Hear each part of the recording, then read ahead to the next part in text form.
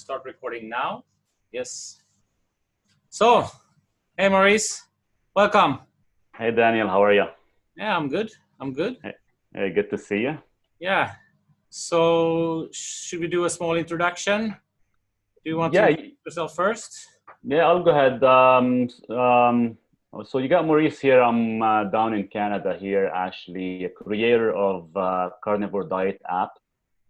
Just to give you a quick background, make it very, very fast and efficient. I've been on a carnivore diet probably for coming up to about 2 years now. Been eating very, very strict diet. I know there's two different concepts here. People look at it as being a dirty carnivore or a clean carnivore. Like what what I call as being a clean carnivore to me is eating meat and fish. And I try to at least include wild fish on a daily basis, a specific amount of ounces. I think it does play a huge factor in the inflammatory responses. Other than that, with more than about 3,000 audience have downloaded my app, I'm constantly busy answering questions back and forth. And the cool thing about what I do is I always tell this to a lot of customers or a lot of audience. I'm like, why pay a nutritionist, a dietitianist, or a naturopathic doctor so much money while I can give you the answer for free? Yeah. That's true. Yeah. I've been following you. We've known each other for a while. And I see you're really, I'm doing the same as you. I've been on the carnivore diet for 2 years now. Okay. Almost. I was a bit away from it for like 3 months. I did maybe some veggies, but then I turned back. But I've been doing more of the dirty version, I think. When I see you doing the organs, you're doing the fish and everything, and I've been mostly eating steak. But I'm starting, like, the more you read and the more you see, I'm starting to getting into like the organ meats, getting into the fish and everything. Awesome. Yeah. I know sometimes it takes time. It takes time to kind of be able to be mindful and be tuned with our body. So we try to kind of implement certain plants sometimes, or certain fatty plants like avocado or raw nuts. Yeah. And the nice thing is, as soon as you eliminate so many things in your diet and you start to introduce certain foods that you used to enjoy, you actually notice how much it affects your body. How much you don't feel as optimized anymore, right? Yeah, that's the main thing. I think when I started carnivore, of course the transition for me was not so good, but when I eventually came through it, I immediately felt like my inflammation levels went down a lot, and I had problems like from gym training with constant inflammation, like chronic inflammations. Wow. They all disappear now. I used to have gingivitis problems. They all disappear now. So, it's as you say, when you stop, like, it's a very good elimination diet, I would say. I think that is the main thing, I think. It's all the stuff you don't eat. I think so. We call it carnivore diet. Yes, we do eat meat and fish and certain animal products. But at the end of the day, when you actually break it down, it is 100%, like you said, it is a full elimination diet where we're going back to our ancestrals, what they've ate and what they consumed and how they felt. We are constantly, and the nice thing about it is we are constantly testing stuff back and forth. You're doing it, I'm doing it, and we're always sharing that information, that knowledge. Of course, what works for us might not work for others, but you can actually take these tools or that information we're sharing and adjust it to your body type. And I think as soon as you do that, the healing benefits, the outcome is just amazing. Yeah. So are you tracking your biomarkers? I have. I've been doing, so as biomarkers, what I've been doing is tracking my blood work on a weekly basis. I do a lot of, every couple of months, I do blood work at the cellular level, constantly checking my glucose levels, my spiking levels, just because, one of the biggest mistake, since we started this conversation on the carnivore, one of the biggest mistake a lot of clientele or a lot of audience do is they tend to overtrain. overeat. And one of the biggest downfall is we all listen to influencers, and I always tell everybody, not every influencer is going to give you true answers. They might be able to consume a pound or 2 pounds or 3 pounds of meat, but do you really need that much food in your body? Do you really need to consume that much? And all that, if you actually track your biomarkers, you can see there's a lot of fluctuation, and it's almost like you take a nice elimination diet, you feel great about it, and suddenly you start to enjoy it so much that you start to overindulge in it. Yeah. And suddenly, guess what? You're actually falling behind again. Yeah, I was actually, that was my problem, I think. I gained first 10 kilos. I did keto for a long while. I lost, and a lot of fasting, I lost so much weight. Yeah. Then I started a carnivore diet. I added 10 kilos, pretty much quality kilos. But then, like you said, I started eating so much meat, and I noticed my blood sugar went actually up. I started getting a higher blood sugar, and that's so crazy because you don't even eat carbs. So what I've been doing now is actually, for the last months, I've been cutting, and I'm at maybe 100 to 150 grams of protein, and with the double amount of fat. And I lost like 5 kilos, and I'm so much more energized.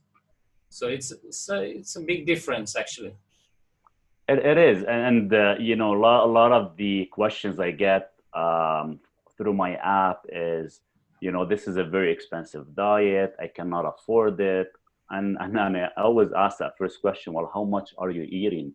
And when they tell me, oh, I'm eating 2-3 pounds of meat, and sometimes I hit 3 pounds, I just can't stop. I crave it. And I'm like, there you go. Now you're falling back into that American standard diet where you're not just eating to be satiated, you're eating to be full. And one of the downfall is when you start to overeat, that's when are you actually feeding your body to become healthy, or actually you're feeding your body to start to get another new disease? Yeah, exactly. A bit concerned there about like the mTOR and the cancer and like the growth, constant eating, a lot of meat. I personally do a lot of fasting, and I guess you still doing the fasting. And is that something like you would recommend to people who do the carnivore diet, or? So I look at this in two different aspects.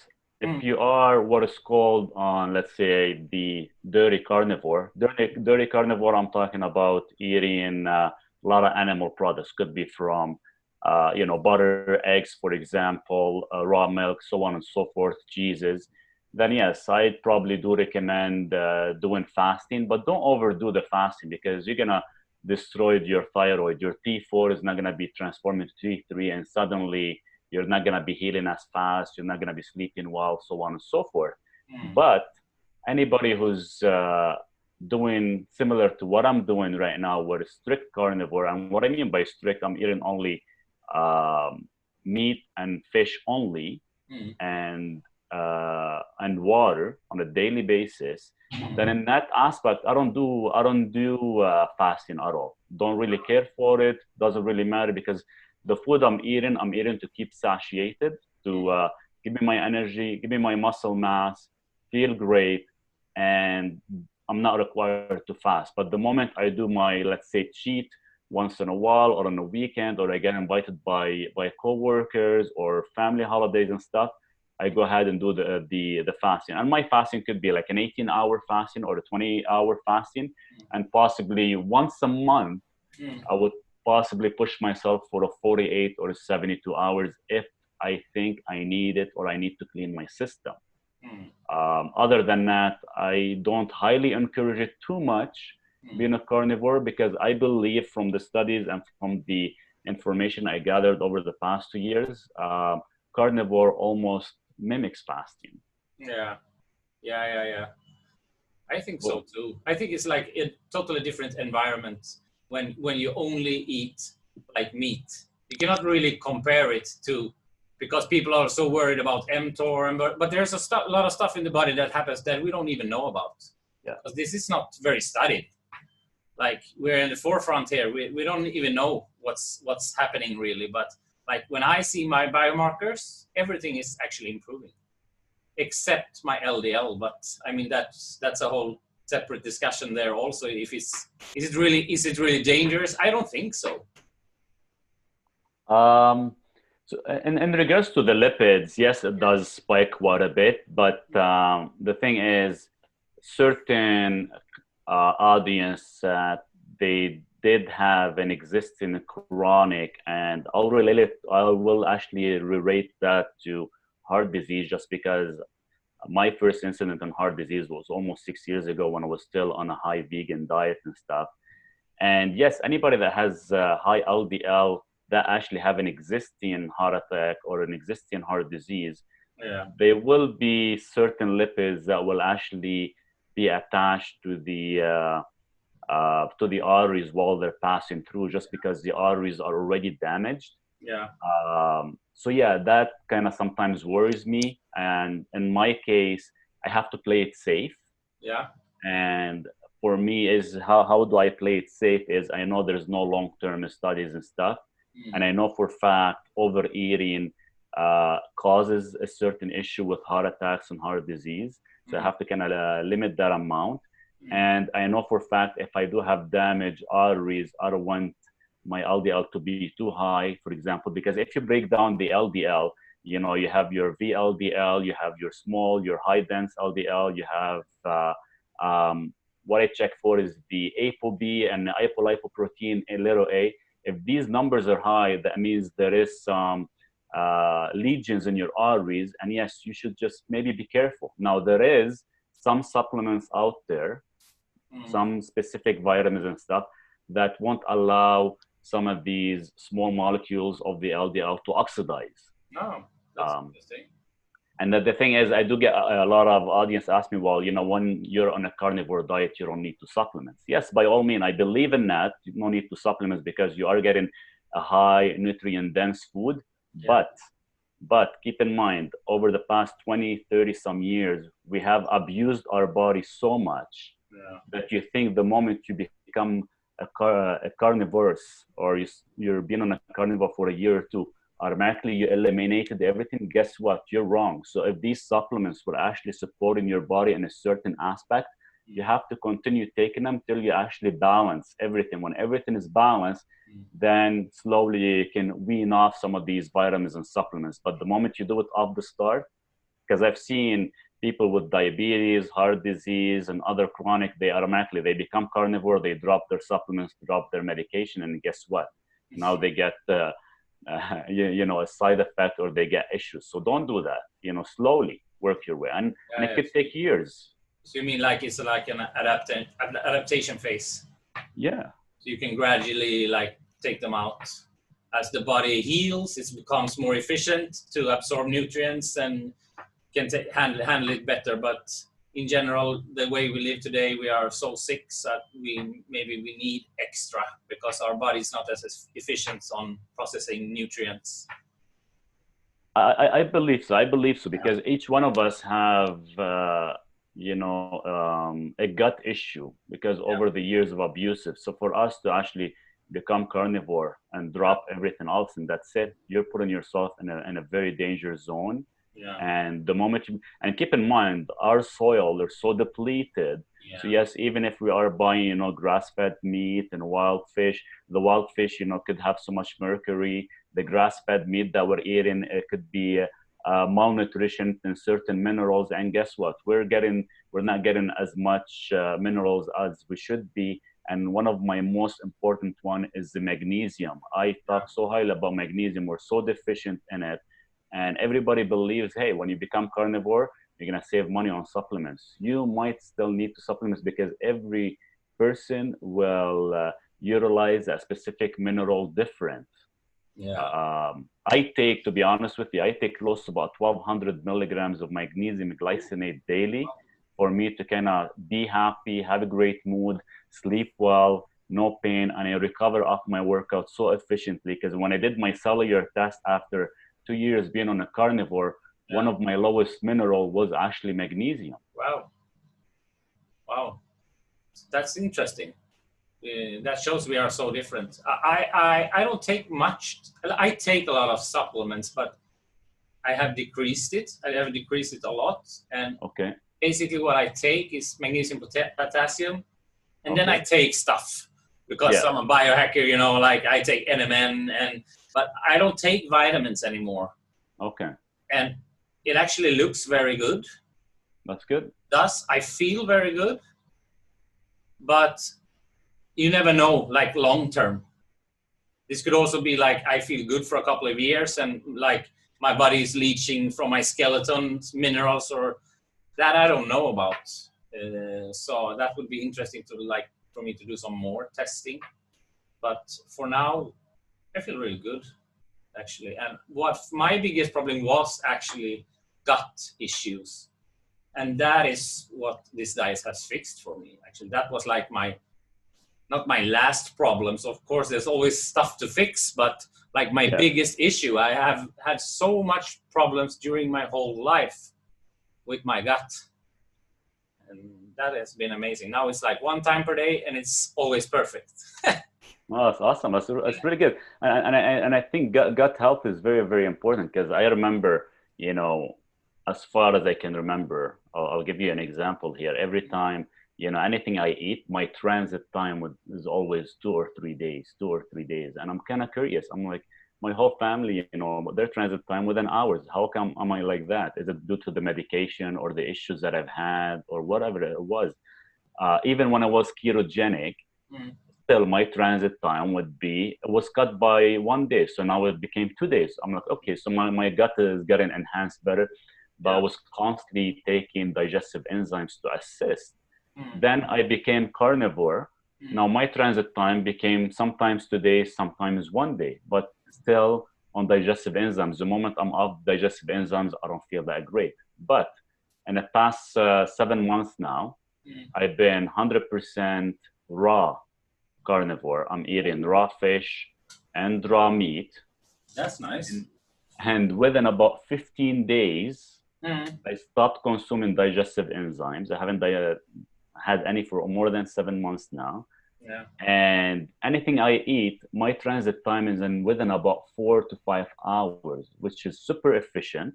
Yeah. And when I did a test, my hydrochloric acid, my acidity level was up by about 35% compared to what it was. If I do eat any type of junk, let's say once in a while, instead of me feeling bloated or tired, within less than 3 hours, my body digests it and it's out of my system and I feel great. That's amazing.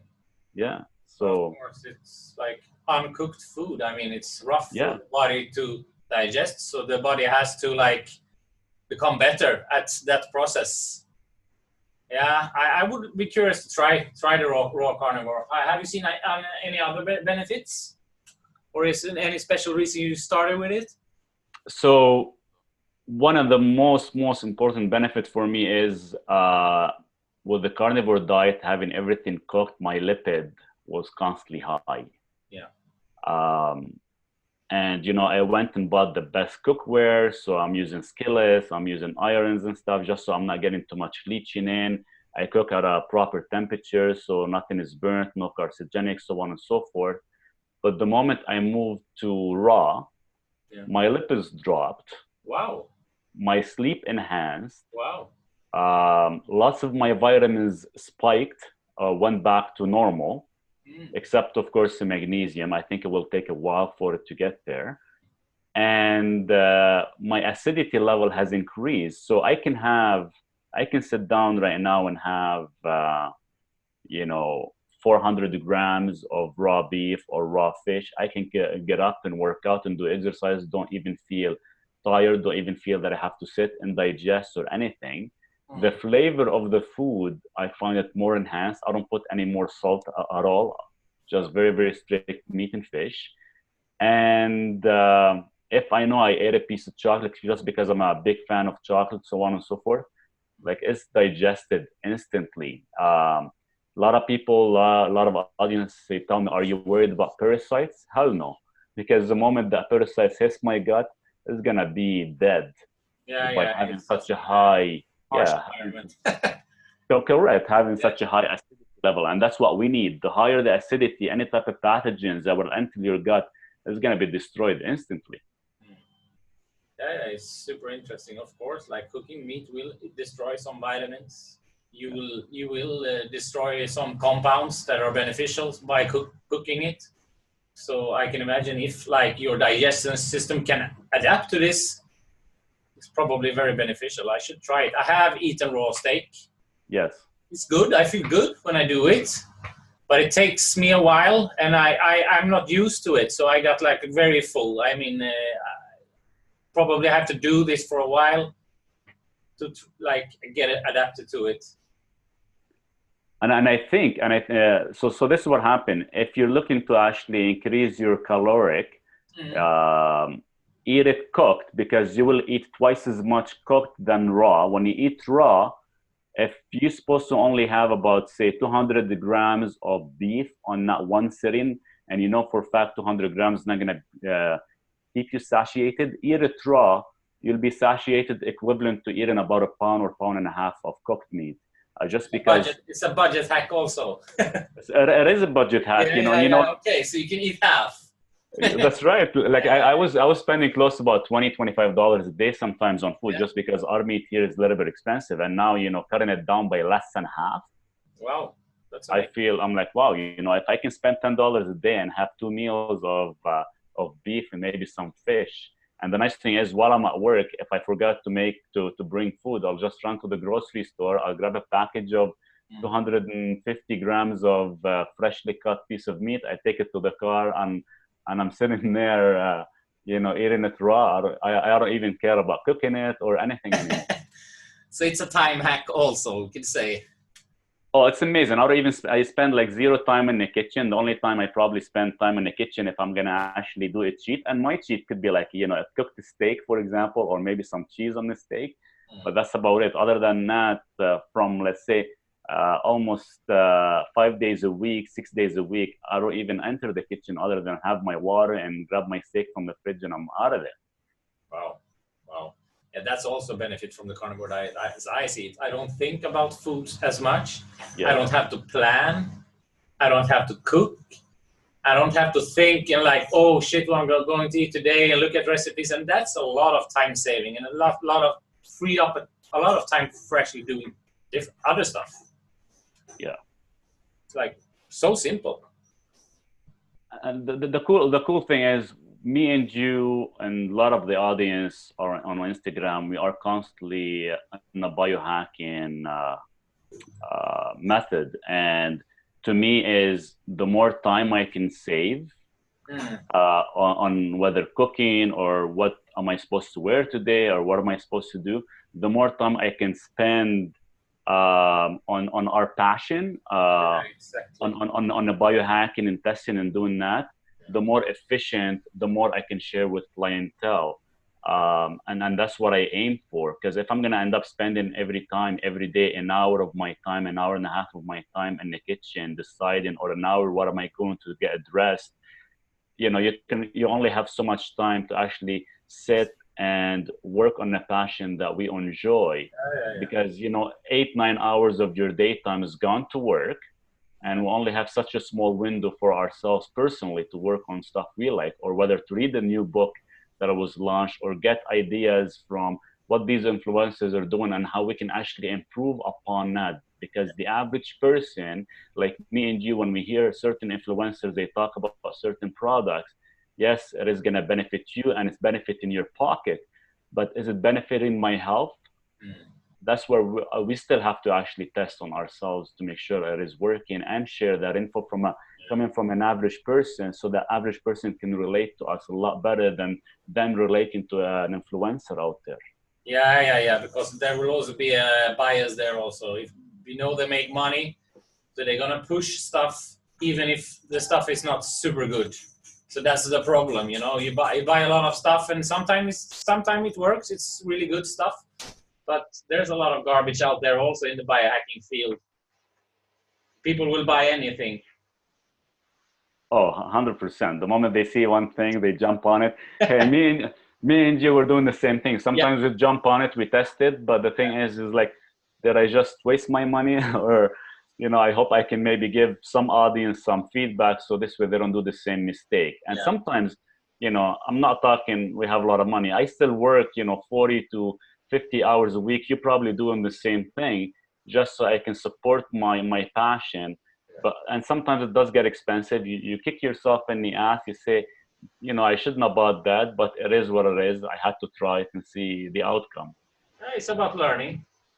It is. It's about learning, and I mean, we are working on it. So we could have worse habits. We're not at the bar binging beer, like. So I mean, there's worse habits to have. It is. It is. Don't get me wrong. It is, because we're constantly testing on certain things, and we're constantly hoping, even if we gain 1% of knowledge, that 1% we never had. Even that 1% of knowledge did cost us a couple $100 or a couple $1,000, but that 1% you never had last year or the day before, and that 1% is going to make you one step further than anyone out there, so you can be able to give them the outcome and share it. Yeah. Yes. I mean, I'm totally transformed person. Like 10 years ago, I was like, oof, I don't know. So I mean, it's been amazing. The journey has been worth the money, It is. No way. Like I get to meet you. I get to meet all these amazing people, amazing community. So I mean, it's great actually. It's very great. So you've been on the Carnivore coming up to 2 years. So what made you actually fully change to it? I know we've both done the ketogenic, but what made you kind of change? I changed mainly because I still had some allergies that I don't know what they are coming from. I suspect mold, and then also my gut was good, but not like, I don't know, because I had some intolerance that I don't know about. I still had problems. I had significant improvement, but there was still some problems. And I also had this like constant small inflammations. So when I heard about it, it was like, shit, this must be bullshit. This diet cannot work. Yeah. You will die if you only eat meat. But then the more you read about it and the more you research, the more you understand that no, it's not bullshit. I mean, I'm from Scandinavia. You're from Canada. What did they eat here during the winter, like 100,000 years ago? Of course, there was probably only meat and fish, and they were probably pretty healthy. Of course, they didn't live long because they died from maybe some accident or they didn't some disease. But so then I decided to try it, and like for me, it was pretty rough adaptation phase. I think I had like some type of SIBO, like a lot of, because I used to eat a lot of carbs, I used to drink a lot of alcohol and stuff. So I had like a real big flush, almost like a Herxheimer reaction the first weeks. I was really sick. But eventually when I came through that, I felt so great, man. I mean, and now it's been like awesome, good energy. I don't think about food. And I mean, my stomach is perfect. And I'm not sick. I haven't been sick. Okay, I haven't been sick for like 5 years, but I'm not even afraid anymore. It feels like when people are sick at work, I don't even worry. So it feels like I can't get sick. So it's been great. It's been really great. Oh, that is awesome, and I think that's why everybody does it. We actually want to know the answer, and I believe, what got me into this, being on a high vegan diet for 9 years and having a heart attack and, always going and seeing my MD, and my MD says, don't touch the fat, don't touch too much, any protein, just, eat the vegetables, eat your plants, eat your grains. He had me on such a high grain diet. And to be honest with you, never really got sick. Like sick, I'm talking, flus and stuff like that. But my cognition, constantly struggling. I was constantly stressed. I was constantly depressed, anxiety, couldn't sleep, no energy. So all these to me are sickness. Of course. You don't have to be sick, coughing, or in bed. All these things that is happening in your mind, in your body. These are actually signals and symptoms of there's something wrong in the system. But the moment, it's funny, the moment you end up changing just what you eat, instantly the body just becomes like a brand new person. You wake up one day, wow, your brain is turned on. Like, to be honest with you, everybody in the family known me as being the most quieter person. Like, we'd actually have a holiday, I'd be sitting there listening to everybody talking and chatting and drinking and having a good time. I would drink and stuff for sure, but would never interact. My communications level was so freaking low. I could never communicate on anybody on any type of level. And the moment I changed my diet, like right now, I'm the person who doesn't shut up anymore. Seriously, that's great. Like, I can capture any type of communications, get into the conversation, start talking. And the nice thing is, I'll share something with you. I never really liked reading at all. I hated reading. I never touched a book in my life. Even when I went through high school, university, I'm like, I don't want to even touch any books. I just want to pass and that's it. Never really liked reading at all. And since I had the incident 5 years ago and my diet changed and everything, up to today, I probably read more than 300 books. Wow. And that, at least on a weekly basis, I still buy some type of book to read. The more knowledge, the more stuff I read, the more knowledge I have, the more I feel my cognition is performing that, what is a true diet?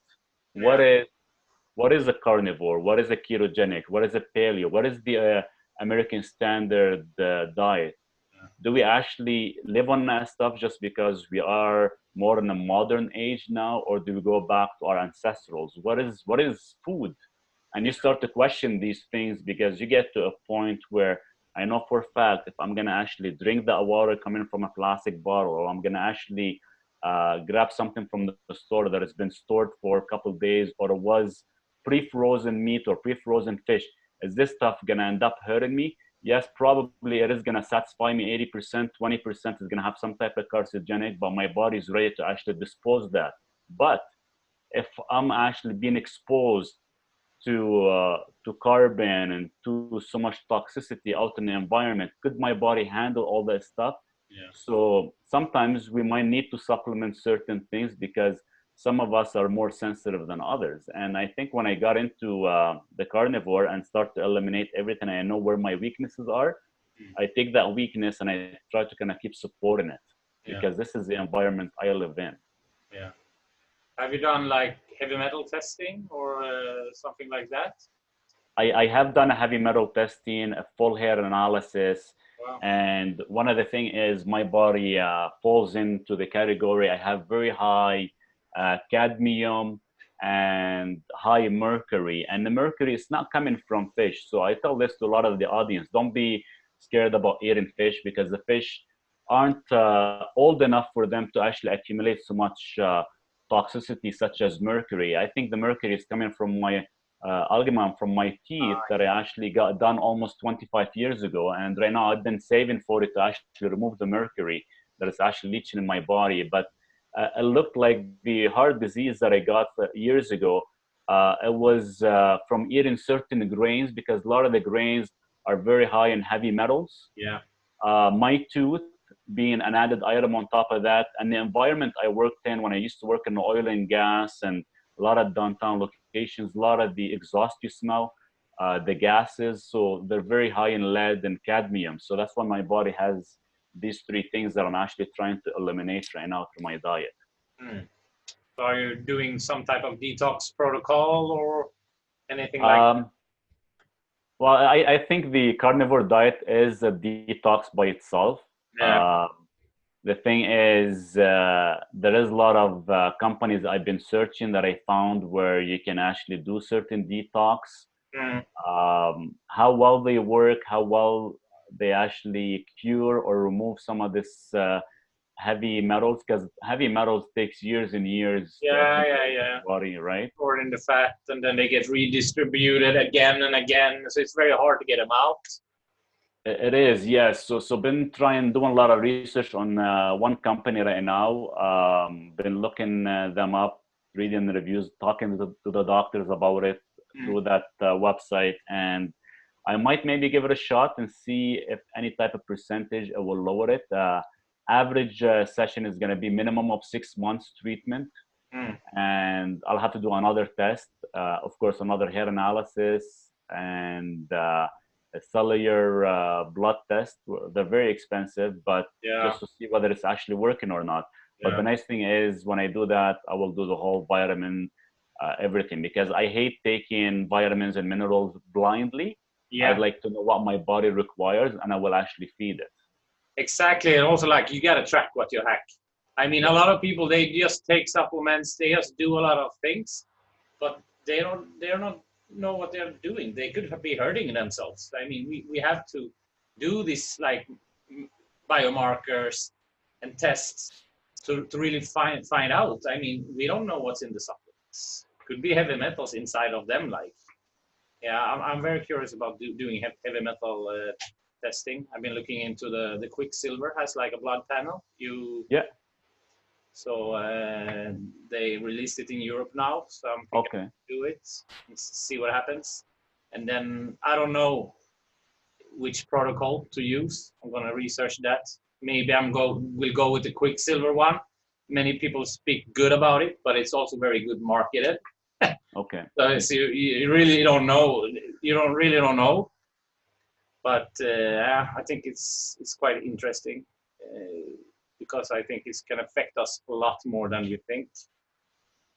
It is, and like in my issue, like with the heart disease that I have, and I have to be careful because a lot of this stuff could definitely do more damage than good. So I have to kind of be careful what I put in my mouth, or some of them they're like IV even. I just have to be careful. And you know, they always say do it under the doctor's supervision or a naturopathic. Well, guess what? None of them here in Canada are well knowledgeable. So it's either I have to fly to the US or have to fly to European places to get it done. And of course, it becomes too expensive. So the only person that is actually monitoring that is myself. And I have very limited tools that here at the house that I actually try to work with, from my, you know, aorta flexibility, my nitric oxide, my endothelials, are they pumping properly? My glycocalyx, is it actually getting enhanced or not?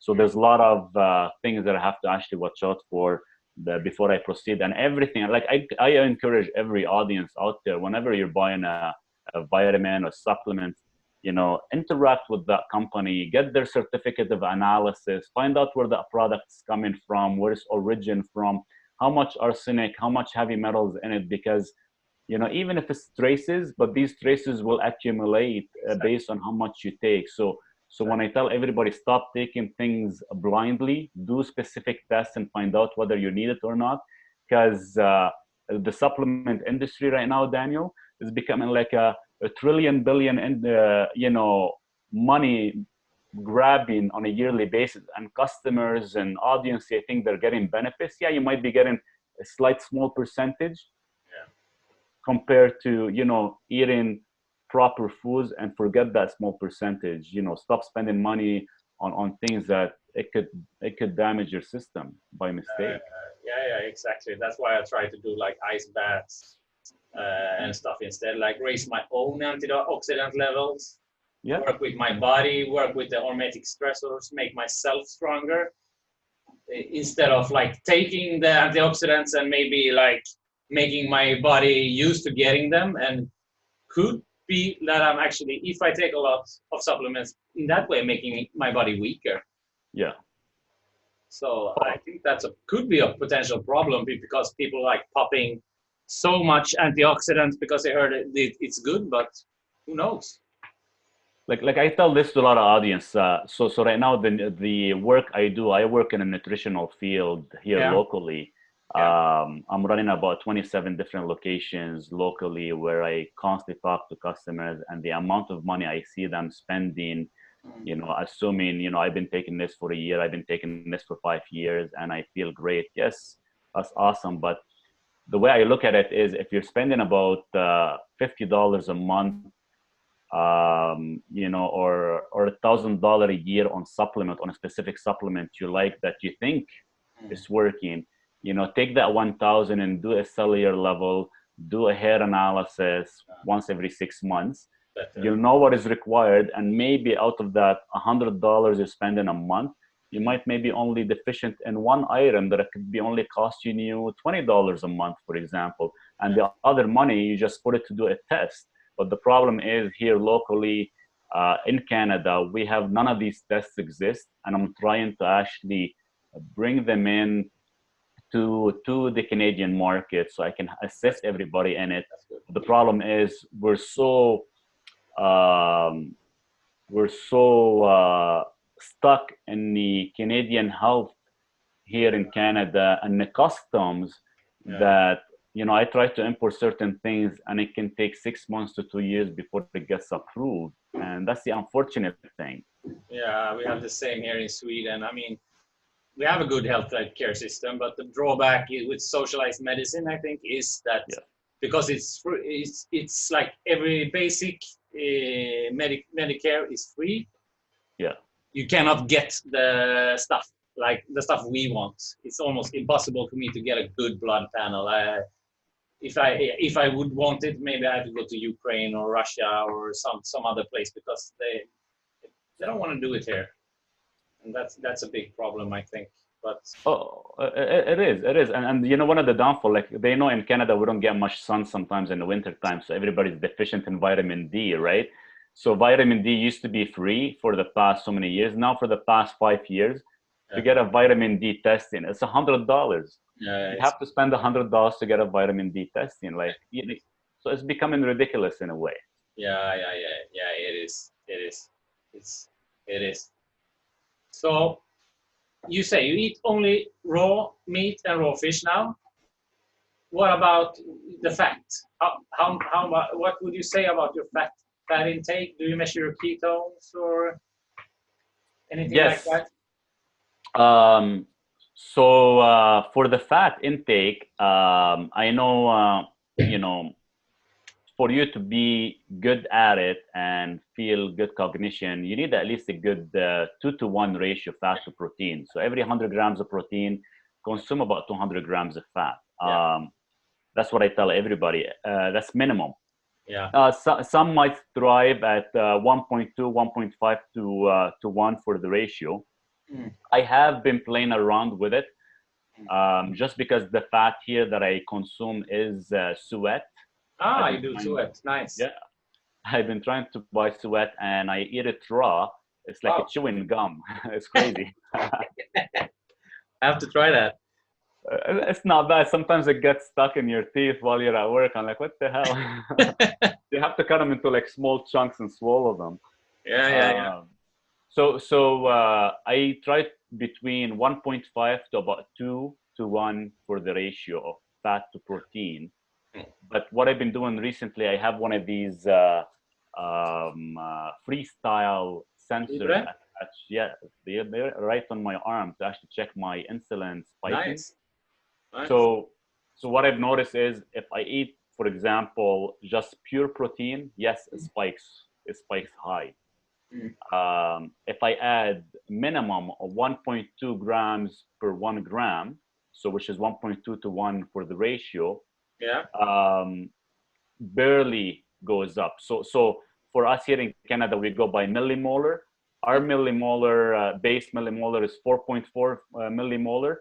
So when I have 1.5 to 1 for the ratio, it goes up to like 4.6, 4.7.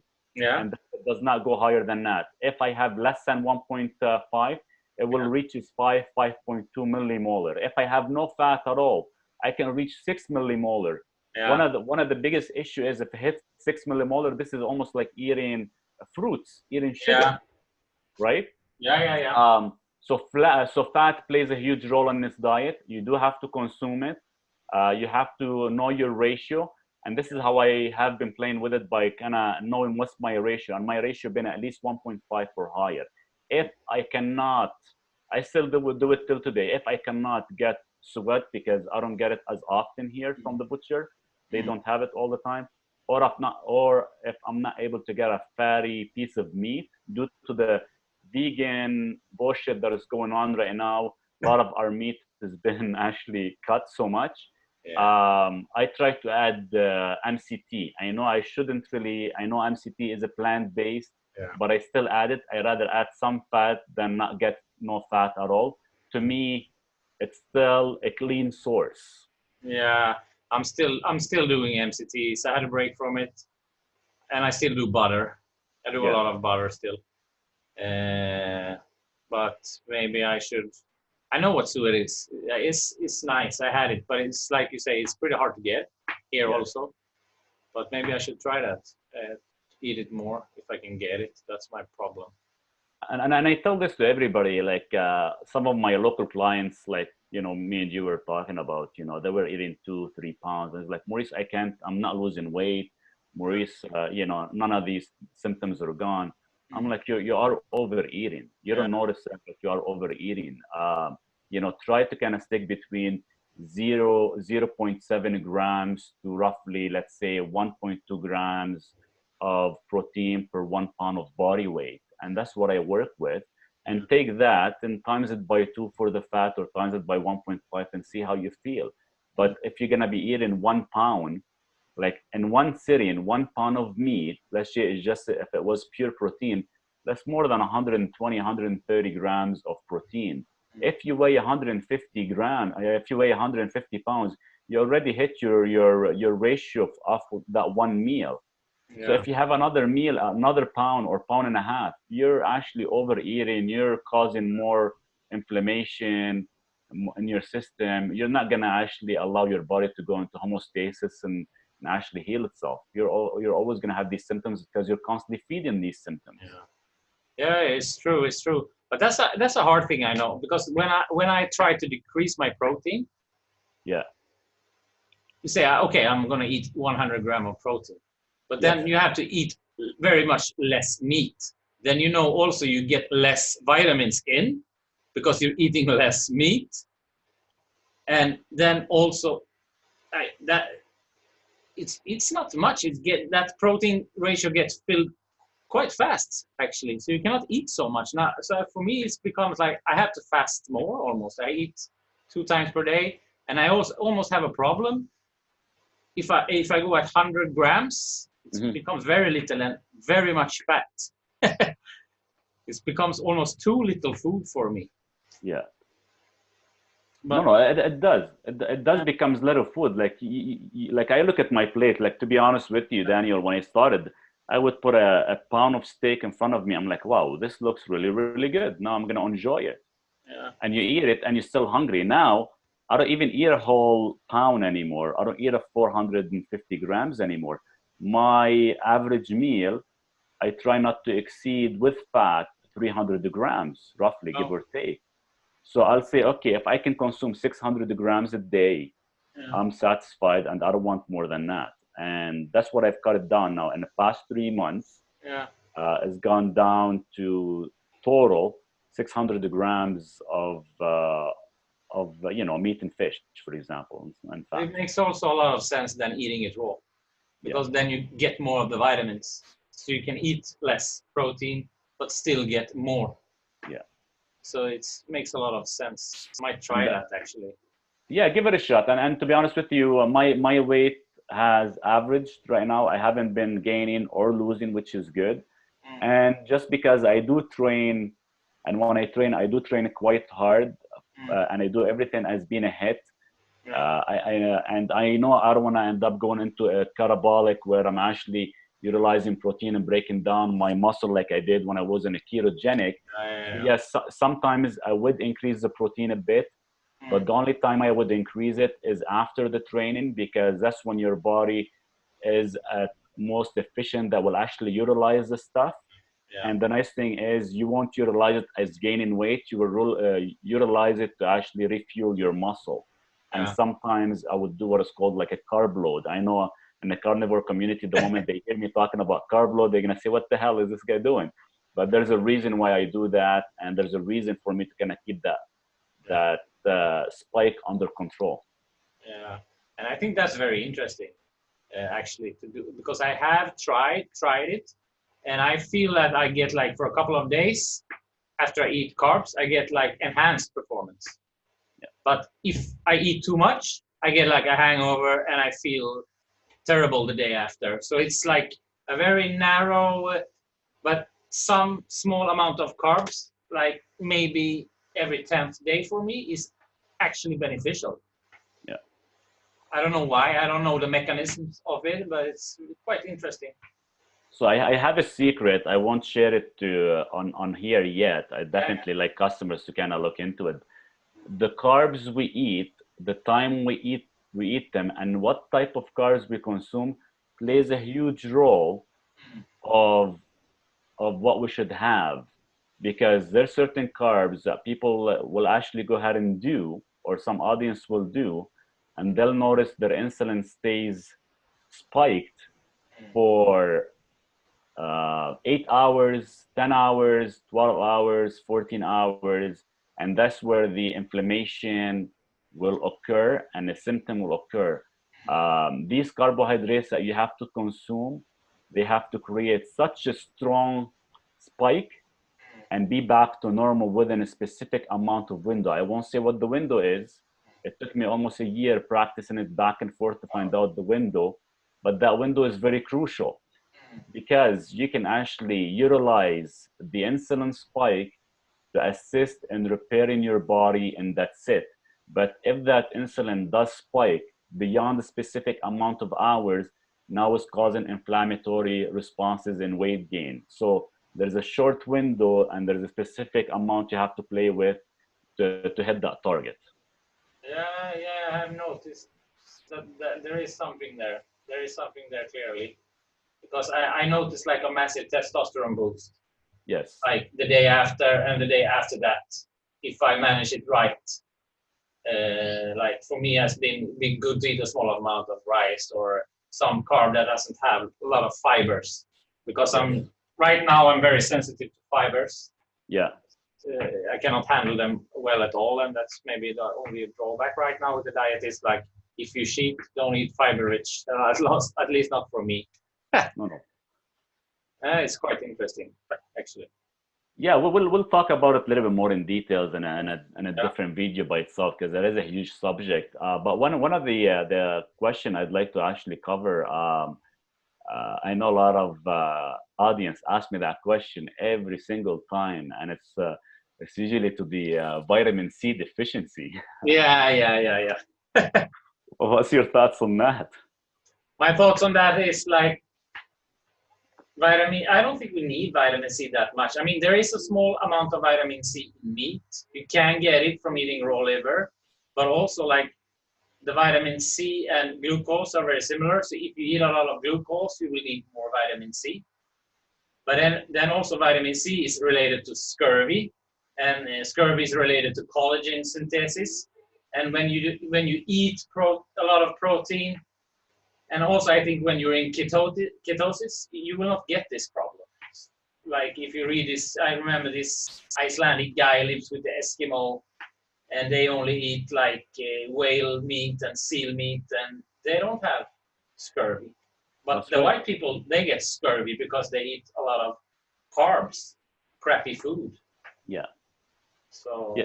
Okay. No, makes sense. And I think, the glucose uptake with the vitamin C, they fight at it, and that's why we never, you constantly need more vitamin C in your body. But like you said, the Eskimos and here, even here in Canada, I've met some carnivores. They've been doing it for more than 17 years, and they never had vitamin C. They have no deficiency or anything.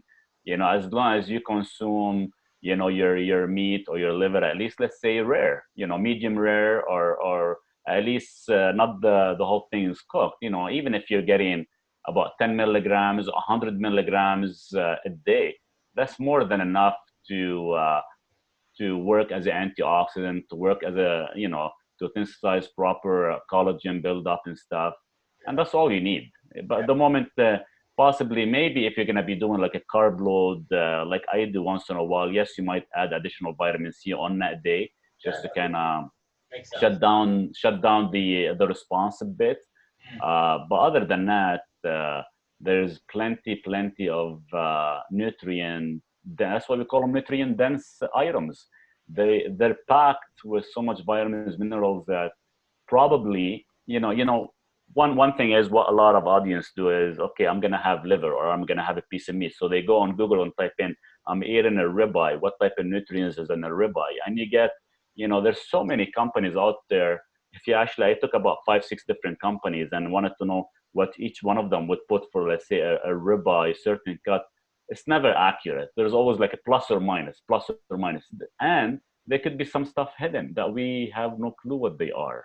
Exactly. They could be some healing stuff in there that could be great for our body. We don't know. We don't know the answer. I think so. Yeah. We are here today because of meat, I think. I believe that. Yeah. Like, there is no cave drawings of people hunting avocados.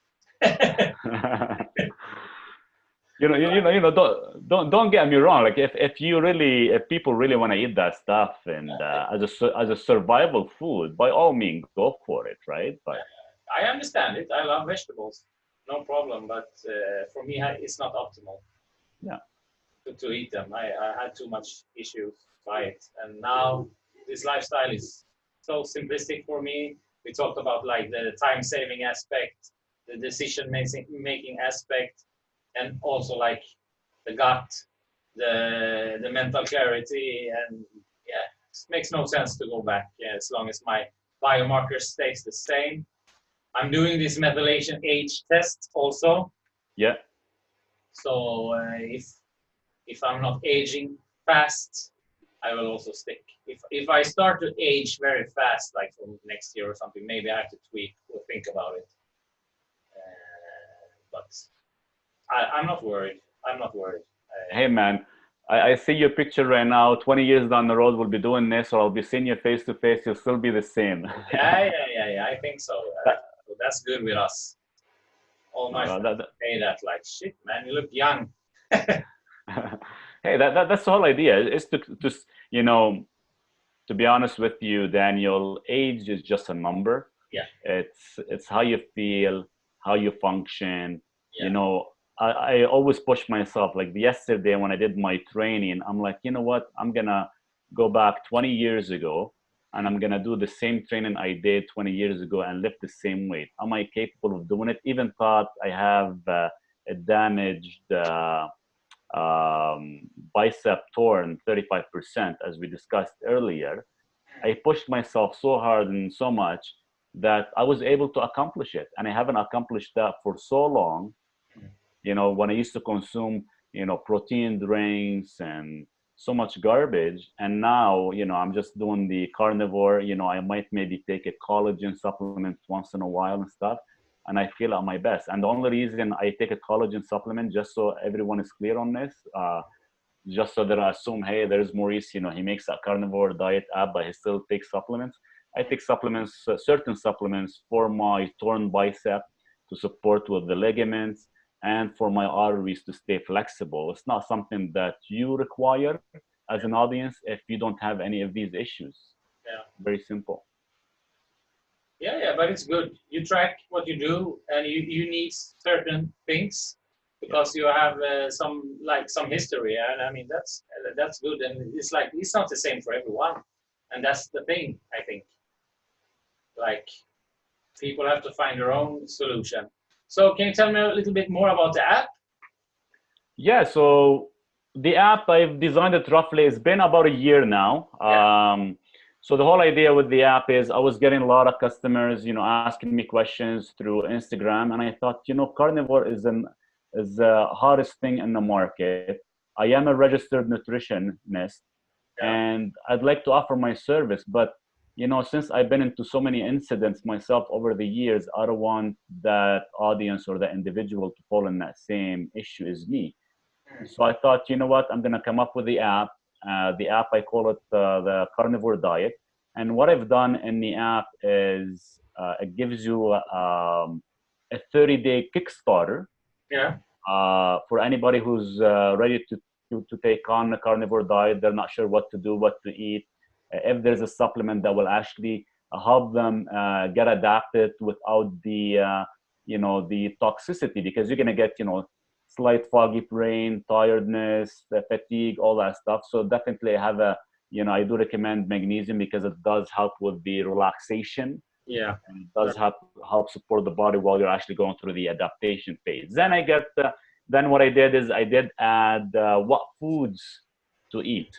Yeah. And yes, from all the, of course, animal foods, from red meat, white meat, organs, seafood, eggs, type of different fats, all that. So I have a list. So anybody can go in there, they can read the 30-day Kickstarter, they can find out the foods they eat.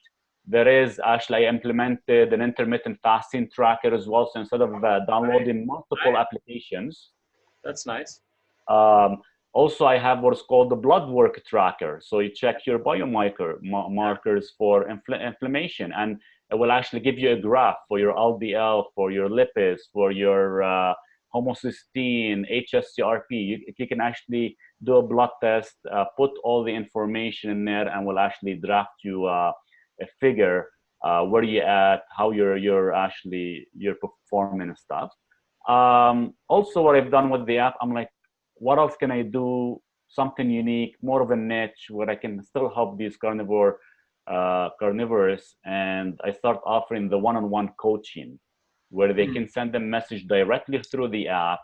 I get the message instantly. And of course, if I'm not too busy, I will go ahead and interact with you through the chat. I will actually respond to any question you have, and I will give you based on experience that I've had, based on facts, and I will actually kind of put it in an open-ended question where I'm not telling you what works. I'm telling you this is how it works, but as well, based on your body type, you do have to test it out and try it. And so far, with more than 3,000 members, I get amazing reviews from them and benefits, which is great. And that's the whole idea. I did that up for that purpose, and that purpose has created such an audience that they actually rely on it. And one of the most comment I get is like, this is amazing. I don't have to hire a nutritionist, a dietitianist, or a naturopathic. I can go in there, send a message. Maurice, as being a registered nutritionist, he will answer me instantly. But the nice thing is he's the only nutritionist out there that he highly believes in ketogenic or believes in pure 100% carnivore, raw carnivore, and he's tried them all. Because any nutritionist you talk to right now and you're spending more than $100 a session, they tell you, oh, stay away from that diet. Eat oatmeal. Eat oatmeal, eat your veggies, and eat less than 4 ounces of protein a day. Yeah, it's crazy. Really? And, to be honest with you, Daniel, I'm not asking for anybody nothing. I do have a link there. It's called Healthy Shopping for donation. If anybody gets great feedback from me and they love what they're doing and they're losing weight, as I've helped so many people and gaining muscle mass, people by themselves are going in there and donating, whether it's like $1 or $2, whatever it is. It helps me keep that application valid on the Apple Store and the Android Store. Yeah, it's great. You've done a great job with it. I checked it, and it's really nice with the biomarkers. I love it. So it's great work, and as you said, it's a big community using it. It was like 3,000 people or something using the app now. Yes. Yeah, so it's also great, like building the community, and it's awesome. You've done a great job. Thank you. And the whole idea is, eventually I've get a lot of questions to kind of enhance the app and stuff. And in time, I will enhance and change certain things. And one question I had the other day is, why do you support or you talk so much about grass-fed beef? Because it is very expensive. And the only reason I have it mentioned in the app is to support the local farmers. With their production and stuff. To be honest with you, whether you eat grass-fed or commercial, I've did the studies for 1 year straight on each, and based on the biomarkers and the essential fatty acid, there's zero differences in between. I used to eat grass-fed for 3 years and spend a lot of money. Right now, my meat comes from any grocery store, grass-fed or non-grass-fed. I eat it, to be honest with you. And the downfall right now, what's happening in Canada, I don't know if it's happening in Europe or in the US, a lot of the farmers are taking advantage of that, claiming grass-fed and they're taking advantage by raising the prices and stuff. And the whole idea was, I was there to support them, and now they're taking advantage of it, which is unfortunate. And guess what? There is no difference. I have full biomarkers on both, that no difference. And I've done the recent omega-6, omega-3, arachidonic acid, EPA, DHA testing. No difference at all. Oh, that's interesting. That's interesting. But of course, you could have that, like the other argument. You want the animals to have a nice and live like they're supposed to do, and correct, not eat garbage and all that. But like, okay, from a nutritional standpoint, it's not such a big difference. That's very interesting. I thought it was. I have seen some studies and some claiming that there is another profile in the fat, some other fatty acids and stuff, and also seen on wild meat, supposed to be also better fat profile and more like selenium and more like minerals. But yeah, I mean, there's a lot of people thriving on factory farm meat on the carnivore diet. Don't get me wrong. Like you said, that is true. There is some profiles, markers in the vitamins and minerals. They play a huge role. A little bit on omega-6 and 3, but barely scratches the surface. But you know, the amount of money we're spending on grass-fed, and now the grass-fed industry are taking advantage of it.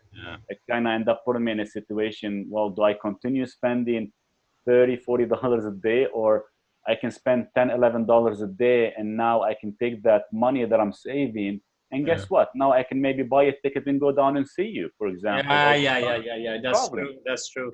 I'm lucky you have to enjoy life. Yeah, I'm lucky here. I can get a lot of deer, elk for pretty decent price, and also we have some. You can go direct to the farmers here and buy. Then the prices are a bit better, but it's still very expensive. Yeah. The problem here is more like they label it eco, and they still feed them grains, but they feed them eco grains. So real grass-fed is very hard to get here in Sweden because of the climate.